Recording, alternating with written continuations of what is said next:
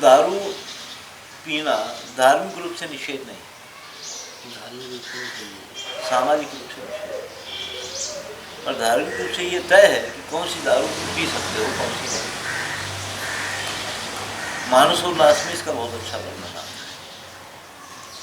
बीजों को नाश करके बनाने वाली हर दारू को निषेध। धान्य को, अनाज को नाश करके और कोई दारू बनाई जाती है वो हम लोगों को निषेध। सहज जो वृक्ष से मिलती है उसको हम पी सकते हैं। ताड़ी है, सेंधी है, सहज वृक्ष से मिल जाए उसको तुम इस्तेमाल कर सकते। मगर बीजों को नाश करके दारू जो बनाई जाती है, फलों को नाश करके जो दारू बनाई जाती है वो हमारे लिए निषेध है, वो नहीं पी सकते। पीना है तो ये इतना पी, मत जिसमें फल और बीज नाश होते हैं वो दारू ये हमको निषेध रहा है। जानते थे वो लोग बहुत तरह की दारू बनाना है और वो जानते थे कि बीज को नाश नहीं करना है, बीज को किसी भी परिस्थिति में नाश नहीं होना है। बीज को, बीजों की साल में 2 बार परीक्षा करते हैं, शरद नवरात्र में और चैत्र नवरात्र में। फसल आ जाने के बाद नवरात्र में जो बीज डाले जाते हैं, खेती करते हैं, तो ये देखते थे कि इस साल का बीज कैसा है। हर धान्य उसमें डाल देते थे, समय से अंकुरित हो रहा है, बढ़ रहा है, 9 दिन में कैसा है। उसके बाद चैत्र खेतों में बीज डालने के पहले फिर उसकी एक बार परीक्षा कि अभी काबिल है या नहीं। वास्तव में बीजों की परीक्षा चैत्र और शरद के समय तो ये जो है कि बीज कैसे है इसकी परीक्षा करते हैं। हर घर घर में अपना बीज डाल के देखते हैं। अगर किसी का बीज सही अच्छे से अंकुरित नहीं हो रहा है, कुछ नहीं हो रहा है, तो वो फिर दूसरी व्यवस्था करते हैं कहीं से बीज लाने की। बीज हिंदुस्तान में बेचना पाप था, बीज बेचा नहीं जा सकता। बीज घर में रख करके नहीं है ये भी नहीं बोला जा सकता था। घर में बीज है तो यार नहीं है करके भी नहीं बोला जा सकता। वो बोलना भी महापाप माना गया है। और बीज की कीमत नहीं होती, बीज बेचा नहीं जाता, बीज तुमको लेना बस इतना है।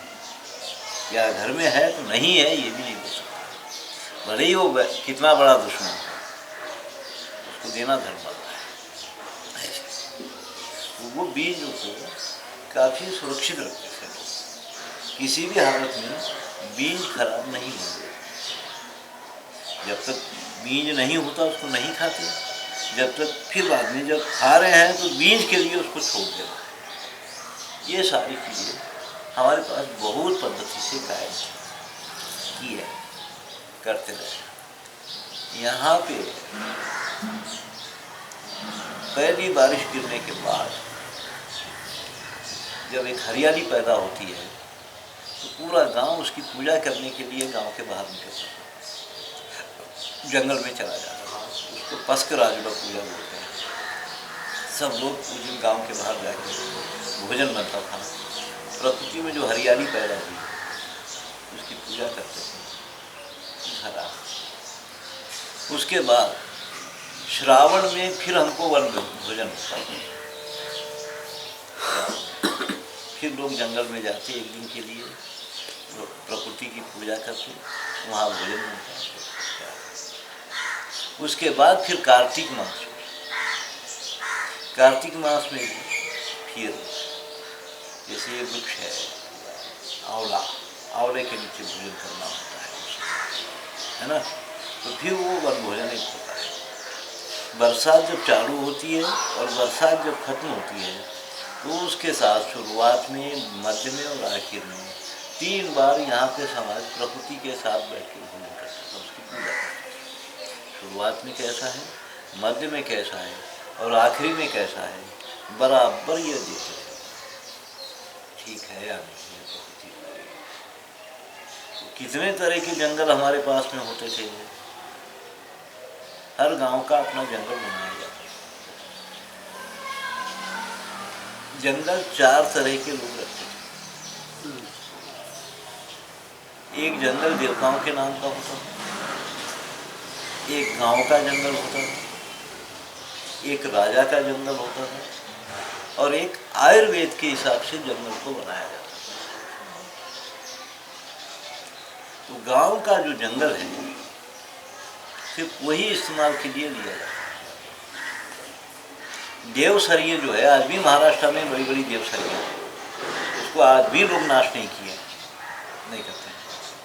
देवसरी जो देवताओं के नाम पे रखे गए जंगल, देवालय बनना है, देवालय में मेले हो रहे हैं, यात्राएं हो रही है, वहाँ भोजन चल रहा है या जो भी हो रहा है, उसके अपने कार्यक्रम के लिए उस जंगल की लकड़ी से उनकी मूर्तियाँ बन रही है, ये उसके लिए एक अलग जंगल छोड़ दिया जाता था कि जहाँ ये सामाजिक कार्य के इस्तेमाल में आए।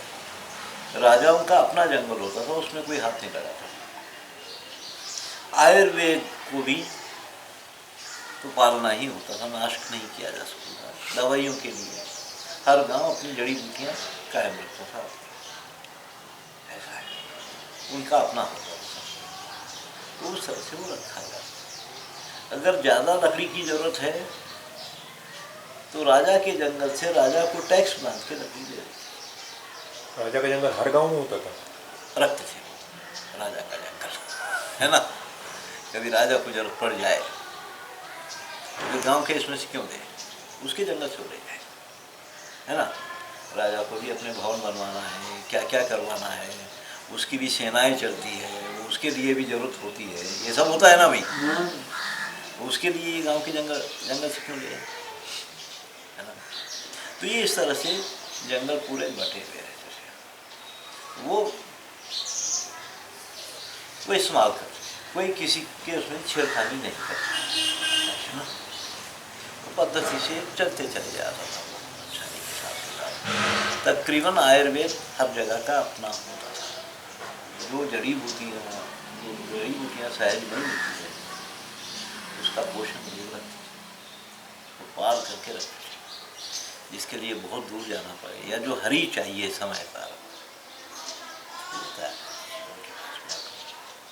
तो ये सब कभी रहा है समझो अपने पास में, कभी करते रहे। ऐसा हो सकता है अगर एक गांव का निर्माण करें तो ऐसे करना पड़ेगा, है ना, ऐसे करना पड़ेगा। हर सहूलत वहाँ पे होना है,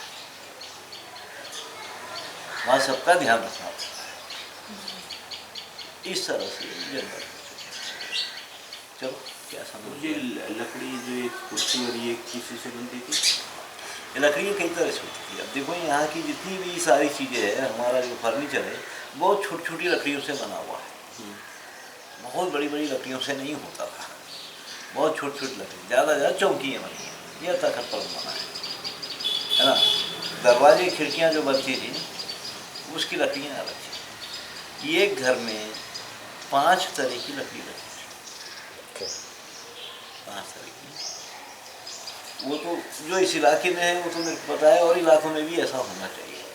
बैलगाड़ी भी अगर बन रही है तो उसमें 5 किस्म की लकड़ी लगती है, 5 तरह की लकड़ी लगती है। कौन सी लकड़ी को कहाँ इस्तेमाल करना है वो करना, एक ही लकड़ी से पूरी बैलगाड़ी नहीं होती, हल भी एक ही लकड़ी से नहीं होता, उसकी लकड़ी अलग होती है। चलो पेड़ को डाली काटते थे उस तरह से, बड़ी लकड़ियों के लिए कोई जोड़ जोड़ करती थी, हाँ? जैसे आज कर रहे हो, पूरा पेड़ काट दे रहे हैं। हाँ, ऐसे ही ऐसा भी नहीं हुआ। यहाँ हमारे देखने में फल के लिए डाल नहीं काटी जा सकती,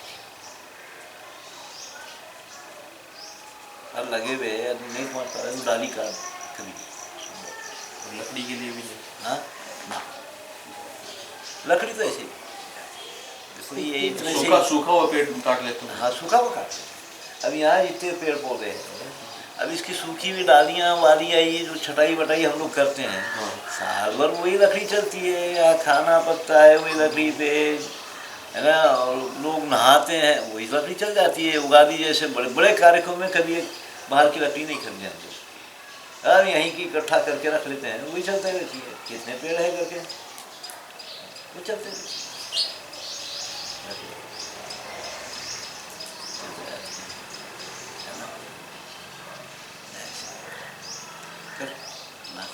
किया जाए। कल से ज़रा जल्दी बैठें। प्रार्थना के पहले का